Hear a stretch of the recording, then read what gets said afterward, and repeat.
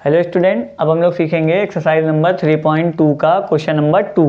Question number 2 में दे रहा है अनुपातों a1/a2, b1/b2 और c1/c2 की तुलना कर ज्ञात कीजिए कि निम्न समीकरण युग्म द्वारा निरूपित रेखाएं एक बिंदु पर प्रतिच्छेद करती हैं या समांतर हैं अथवा समपाती हैं।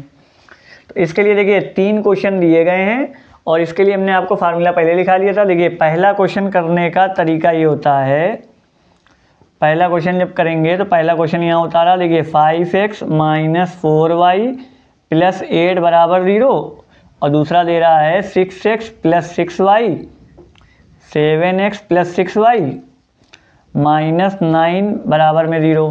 ये 2 समीकरण हैं हमारे पास, ये पहला समीकरण है और ये हमारा दूसरा समीकरण है।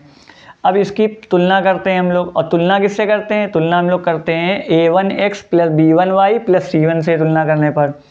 तो यहाँ पर लिखेंगे समीकरण 1 की तुलना a1x + b1y + c1 = 0 से करने पर, जब इससे तुलना करेंगे हम लोग तो देखिए x के साथ यहाँ a1 है और पहले वाले में x के साथ 5 है, तो इसका मतलब a1 की वैल्यू हो गई हमारी 5। फिर इसी तरीके से b1 की वैल्यू हो जाएगी हमारी, y के साथ b1 है, यहाँ y के साथ -4 है, प्लस माइनस भी देखा जाता है, और c1 की वैल्यू हो गई हमारी 8। इसी तरीके से समीकरण 2 की तुलना करेंगे हम लोग। समीकरण 2 की तुलना a2x + b2y + c2 = 0 से करने पर, जब इससे करेंगे तो a2 की वैल्यू आ जाएगी हमारे पास x का गुणांक यानी कि 7, और b2 की वैल्यू हो जाएगी 6 और c2 की वैल्यू हो जाएगी हमारे पास -9। अब इनका अनुपात निकालना है। अनुपात निकालने के लिए पहले हम लोग निकालेंगे a1/a2। a1 की वैल्यू है 5 और a2 की वैल्यू है 7।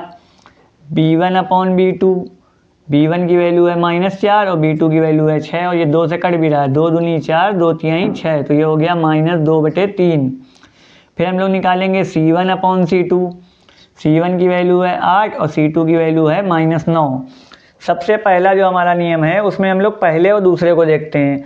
तो पहले में है a1/a2 की वैल्यू है 5/7 और इसकी वैल्यू है -2/3, तो ये दोनों आपस में बराबर नहीं है। तो यहाँ पर लिखेंगे चूँकि a1/a2 is not equal to b1/b2, मतलब पहला वाला a1/a2 b1/b2 के बराबर नहीं है। अतः यहाँ से लिख देंगे अतः समीकरण युग्म द्वारा निरूपित रेखाएं एक बिंदु पर प्रतिच्छेद करते हैं, या अतः समीकरण युग्म एक बिंदु पर प्रतिच्छेद करते हैं, एक बिंदु पर प्रतिच्छेद करते हैं, तो ये हो गया हम लोगों का पहला।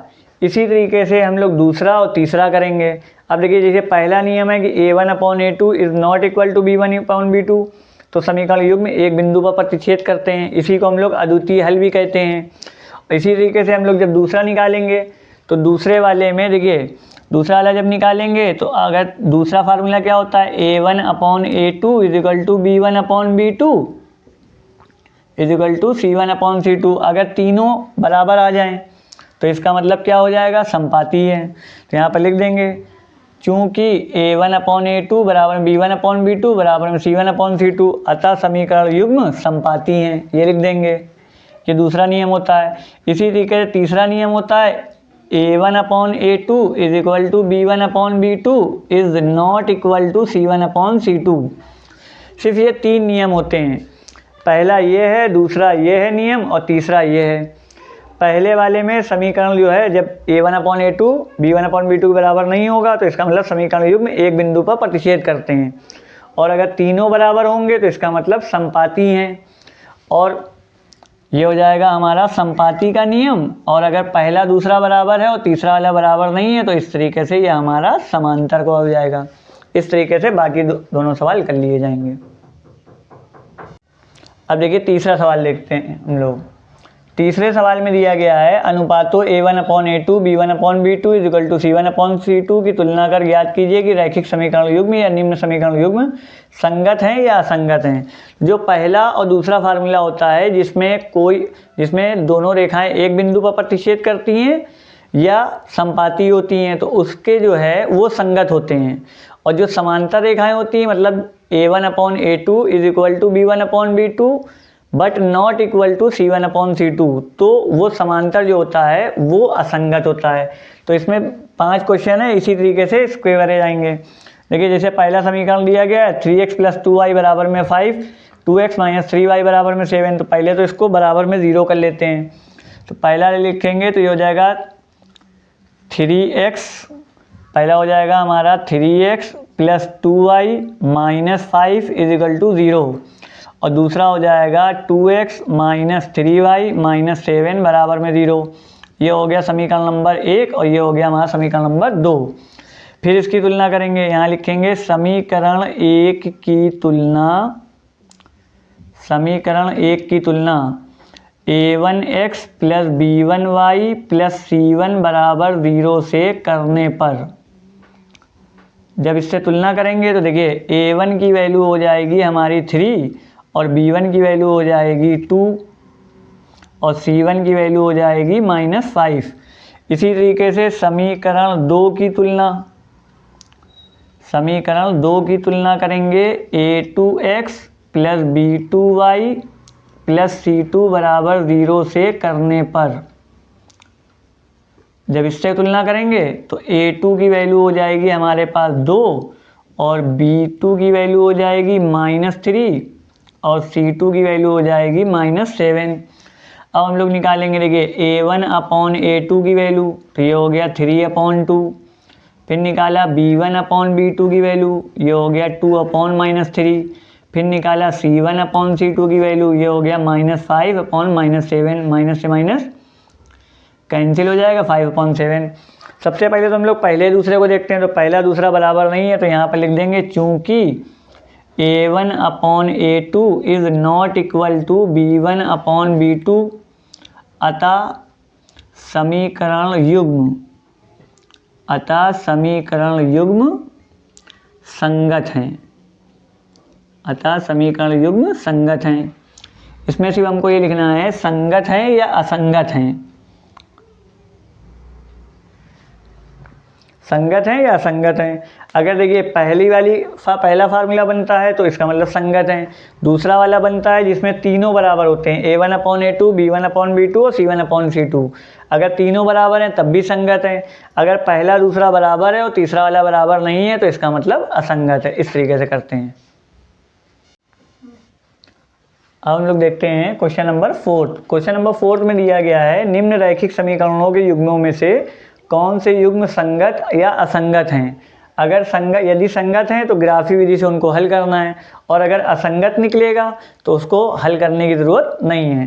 तो इसके लिए पहला ये क्वेश्चन दिया गया, बाकी सेम इसी तरीके से करने हैं। इसमें देखिए पहले वाले में लिखेंगे हम लोग x + y और ये +5 है, इधर आएगा -5 = 0, और दूसरा हो गया 2x + 2y - 10 = 0। तो ये हो गया समीकरण नंबर 1 और ये हो गया समीकरण नंबर 2। अब जब समीकरण 1 की तुलना करेंगे तो हम लोग पूरी हिंदी लिख देंगे, वैसे इसमें भी कर लेंगे। समीकरण 1 की तुलना A1x से करने पर तो देखिए A1 की वैल्यू आ जाएगी हमारे पास, देखिए x का गुणांक होता है a, x के साथ यहाँ कोई नंबर नहीं है, इसका मतलब A1 की वैल्यू हो गई 1 और B1 की वैल्यू भी यहाँ पर हो जाएगी 1 और C1 की वैल्यू हो जाएगी -5। इसी तरीके से हम लोग समीकरण 2 से जब निकालेंगे तो A2 की वैल्यू हो जाएगी 2 और B2 की वैल्यू भी हो जाएगी 2 और C2 की वैल्यू हो जाएगी -10। अब हम लोग निकालते हैं A1/A2, तो ये हो गया हमारा A1 की वैल्यू हो गई 1 और A2 की हो गई 2। फिर हम लोग निकालेंगे B1/B2, ये भी हो गया 1/2। फिर निकालेंगे C1/C2, तो ये हो जाएगा हमारा -5/-10, माइनस से माइनस कट गया, 5 के 5, 5 दूनी 10, तो ये हो गया 1/2। अब तीनों बराबर आ गए तो यहाँ लिखेंगे चूँकि A1/A2 बराबर में B1/B2 बराबर में C1/C2 अतः समीकरण युग्म अतः समीकरण युग्म संगत हैं, अतः समीकरण युग्म संगत हैं। पहली और दूसरी कंडीशन संगत की होती है और तीसरी वाली असंगत की होती है। दूसरी कंडीशन है तो ये असंगत, ये संगत की है। अब संगत हैं तो कह रहा उन्हें ग्राफी विधि से हल कीजिए। अब ग्राफी विधि से जब हल करना होगा तो उसके लिए फिर से जो है पूरा करना पड़ेगा। देखिए पहले हम लोग लिखेंगे समीकरण 1 से।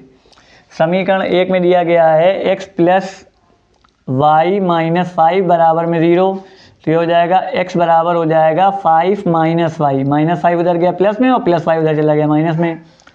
अब इसके लिए एक टेबल बना लेते हैं हम लोग। टेबल में कम से कम 2 वैल्यू या ज़्यादा से ज़्यादा 3 वैल्यू निकाल लेते हैं। देखिए एक्स वाई की वैल्यू रखी पहले हम लोगों ने 0। जब y की वैल्यू 0 रखेंगे तो 5 में से 0 गया 5। फिर y की वैल्यू रखी 1, 5 में से 1 गया 4। फिर y की वैल्यू रखी 2, 5 में से 2 गया 3। ये समीकरण 1 से वैल्यू निकल आई। फिर हम लोग निकालेंगे समीकरण 2 से। जब समीकरण 2 से निकालेंगे, समीकरण 2 है हमारे पास 2x प्लस 2y बराबर में ये -10 बराबर में 0।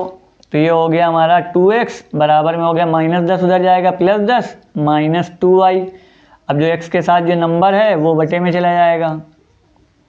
अब इसकी भी टेबल बनाएंगे। जब टेबल बनाएंगे तो देखिए टेबल बनाने के लिए x और y की वैल्यू रखी पहले हम लोगों ने 0। जब ये 0 रखी तो 2 का गुणा 0 से करा तो ये हो गया 0, और 10 में से 0 को घटाएंगे तो ये हो जाएगा 10। 10 में 2 से भाग करा तो ये आ गया 5। फिर y की वैल्यू रखी 1, तो 2 एक अन्नम 2, 10 में से 2 गया 8, 8 में 2 से भाग करेंगे तो 4 आ जाएगा। फिर रखे हम लोगों ने 2, 2 दूनी 4, 10 में से 4 गया बचा 6, और 2 से भाग करेंगे तो 3। क्योंकि ये दोनों जो हैं तीनों बराबर है, इसका मतलब रेखाएं जो है संपाती वाली कंडीशन है। और संपाती वाले में एक के ऊपर एक रेखा बनती है। देखिए जब इसका हम लोग ग्राफ बनाएंगे इस तरीके से, तो ये हो गया हमारा 0, ये हो गया y डैश, और ये हो गया x डैश, और ये हो गया y, और इधर हो गया हमारा x। जब इसका ग्राफ बनाएंगे तो यहाँ पर देखिए नंबर डाल लिए हम लोगों ने 1 2 3 4 5 6, और ये हो गया 1 2 3 4 5 और ये 6। अब देखिए पहला नंबर दे रहा है x की वैल्यू 5 है और y की वैल्यू 0 है। x की वैल्यू 5 और y की वैल्यू 0, मतलब ये हो गया 5, 0। x की वैल्यू तो 5 गई, y की वैल्यू 0 है, ना ऊपर जाएंगे ना नीचे जाएंगे तो 5, 0 हो गया।